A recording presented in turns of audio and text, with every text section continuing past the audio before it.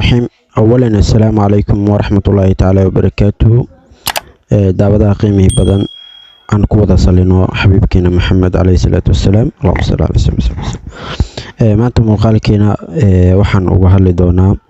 sida dad badan oo iga soo codsaday in muuqaal caynkaas oo kale aan soo sameeyo. dad badan oo waxaa jiro oo markii Facebook-gooda barmuud ama xayeysiin ay ku sameysanayaan qaladaad ay galaan awgiisa maaragtay monetization policy issue lagu qabsado. waxaana muuqaalkan aan ku jeclaystay in dadkaas in maaragtay aan ku caawiyo hadduu alla yiraahdo. marka muuqaalkan adiga ayaan kuga caawin doonaa hadduu alla idmo insha Allah. fadlan waxaa ka codsan lahaa haddii aad channelkan ku cusub tahay inaad subscribe inoo saartid, sidoo kale muuqaalka inuu la gelaysid asxaabtaadana aad la sii wadaagtid dal iyo dibad meel walba ay joogaan. bal yaan hadalka ugu daalin muuqaalku faahfaahsan isla daawano.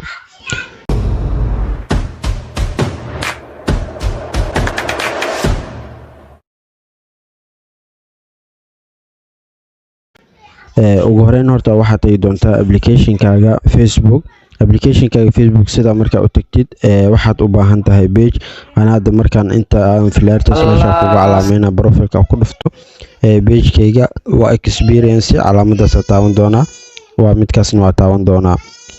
marka kan ayaan taaban doonaa insha Allah, midkaas ayaana kasii xulan doonaa hadduu alla yiraahdo. okay, marka pageka markaa sidaan igu soo kaco hadda pagekayga ayaan ku guda jiraa. profilkiisa daa tago sida halkan kaaga muuqato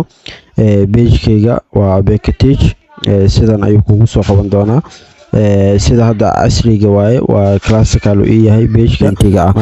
halkaas ayaan sugay inuu ii noqdo. marka maasha Allah haddana wuu ii noqday oo wax badan iyo juhdi badan iyo dadaal badan kadib. marka insha Allah hadda waxaan ku wadaagay daawadaha ayaa qiimihii badan ku soo dhawow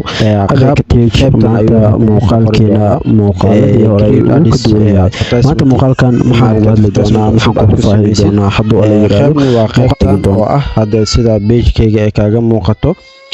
qaybtan sare ay ku qoran tahay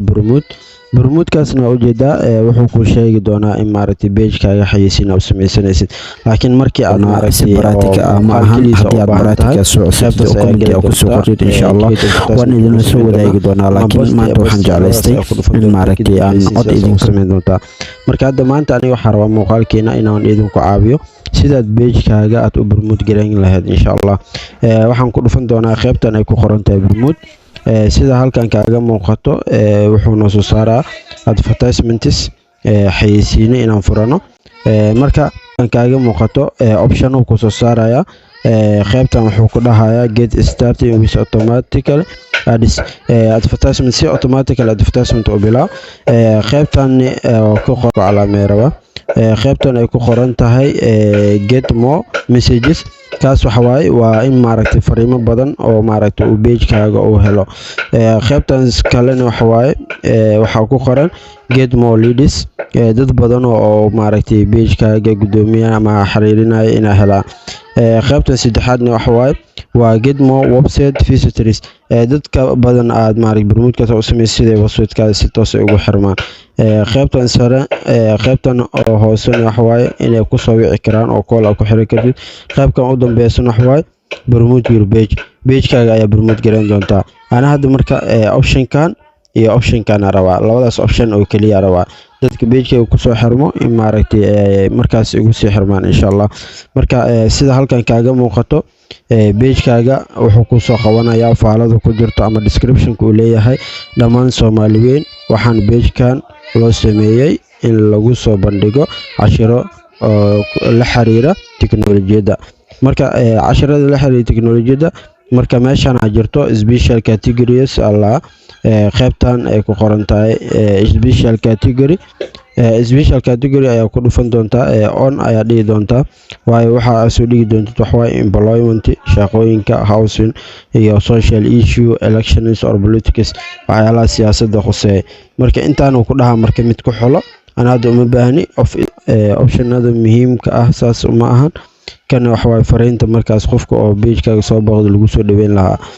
marka qaybta muhiimka ah oo markaas dadka mar walba ay qaldaan waa audience-ga waaye. sida halkan kaaga muuqato qaybtan waa qayb muhiim ah ku qoran tahay audience-ga waxa waaye waa dadkii markaas page-kaaga oo maaragtay loo xayeysiin lahaa ee arki lahaayeen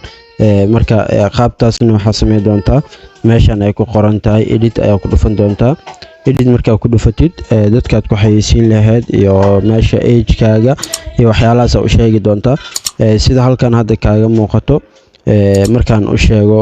Soomaali ayaan ku xayeysiin doonaa Soomaali waxaan ku xujin doonaa Soomaali waxay degtaa Malaysia okay Malaysia soo qaado wadankaas sidoo kale waxaa dhihi doonaa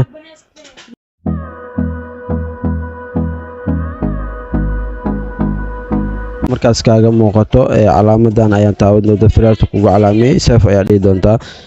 audience-gaaga hadda waxaa lagu xayeysiin doonaa wadanka Soomaaliya Malaysia Kenya Ethiopia sidoo kale sidan save markaa u dhahdid marka audience-gaaga qaybtan ayuu ku soo qaban doonaa save ayaa dhihi doontaa intaad save dhihin haddii aad maaragtay oo waxyaalaha barbarka oo timajarayaasha oo ka shaqeynaysid qaybtan waxaad dooran doontaa nimanka haddii aad beauty salon oo dumar oo kaliya ugu talagashay qaybtaas oo dumarka ayaa daawan doontaa marka ana hadda labadoodba waa rabaa waayo inay ka faa'iidaan aan jeclahay oo marka insha Allah marka qaybtan save audience ayaa dhihi doonaa save audience markaa dhaho sida halkan kaaga muuqato wuxuu leeyahay there may be issue with it ads okay xogaa yar qaladaa jiro wadamo qaar iska saari doonaa okay to naga saartan Ethiopia taa naga cun okay inta saddexdaas ku dhaaf hadduu saddexdaas diidani waan iska sii saari doonaa okay saddexdaas wuu qaatay mar walba aad inta kala soconayso asaa kuu sheega in maarag problem yaro jiro iyo in kale kuu sheega marka waa kaas hadaba intaas uu ii qaatay kadib waxaa sameyn doonaa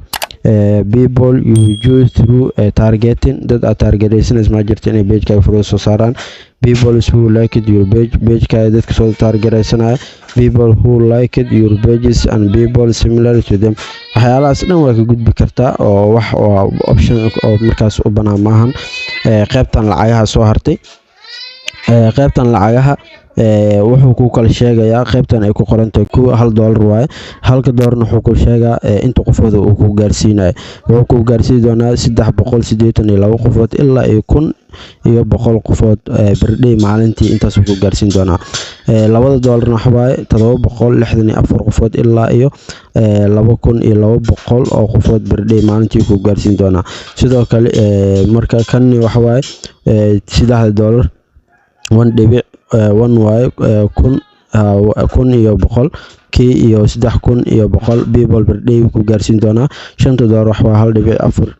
kun iyo 4,000 oo caadi ah per day maalintii ku gaarsiin doonaa $15 wax waaye 2,900 qofood ilaa 8,400 qofood per day ayuu ku gaarsiin doonaa marka ana intaasba ma rabo oo lacag saqiira iska nahay Soomaalida sidaan badna lagu yaqaanabo xogaa yar maaragtay baash waa baqiilna oo laakiin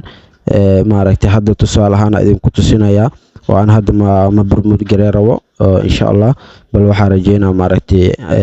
trip-ka xiga inaan barmood gareeyo markuu 1,000 iyo xoogaa ama ilaa 10,000 markuu ii gaaro hadda page-kayga adii 600 xoogaa u maraa laakiin waxa idinku tusinaya waxay tahay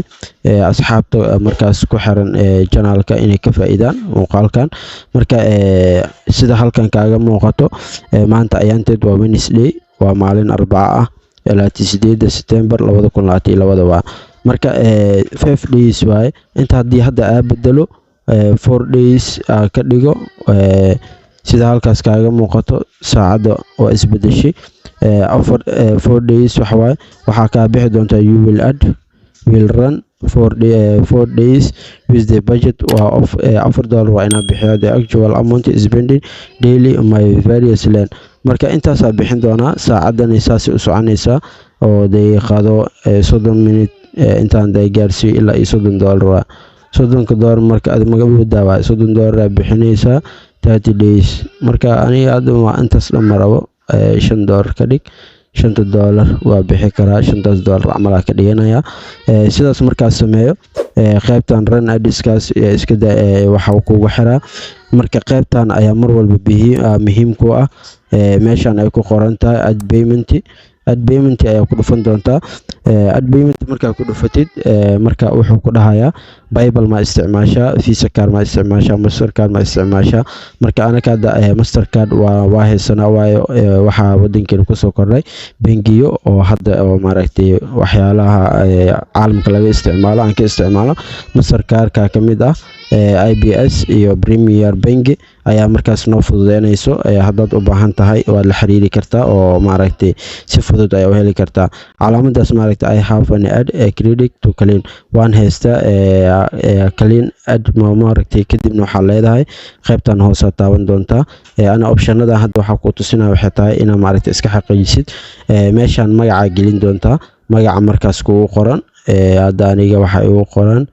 Cabdi Fataax Sayid Cali intaas ay ugu qoran my bank kaarkayga sidaas la mid ah card number-kan waxa waaye waa kaarka lambarka gadaashiisa ku qoran waxaa gelin doontaa ilaa 12 lambar uu ka kooban yahay meeshan ay ku qoran tahay MMYY waxa ku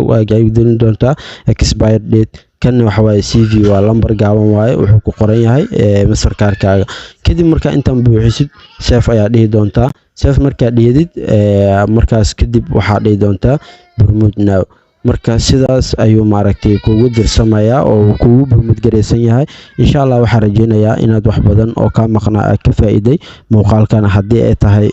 maalinta kugu horeysay channelka soo booqatay fadlan muuqaalka inoo la garay sidaas la mid ah channelka subscribe saaro asxaabtaadana la sii wadaag dal iyo dibad meel walba ay joogaan baahida way jirtaa waa baahi insha Allah inaan ka jawaabo jecelnahay hadduu alla yiraahdo marka waxaa ku leeyahay assalaamu calaykum ورحمة الله تعالى وبركاته وقت جاء شوف إن شاء الله